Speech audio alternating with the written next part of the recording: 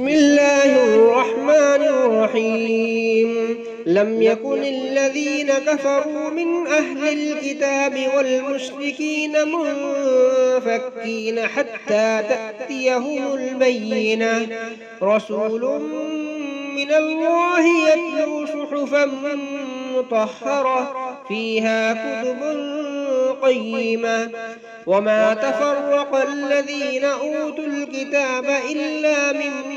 بعد ما جاءتهم البينة وما أمروا إلا ليعبدوا الله مخلصين له الدين حنفاء ويقيموا الصلاة ويؤتوا الزكاة وذلك دين القيمة إن الذين كفروا من أهل الكتاب والمشركين في نار جهنم خالدين فيها أولئك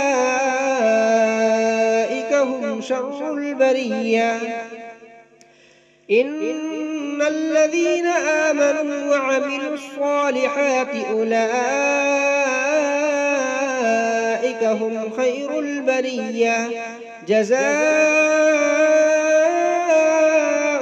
عند ربهم جنات عدن تجري من تحتها الأنهار خالدين فيها أبدا رضي الله عنهم ورضوا عنه ذلك لمن خشي ربه.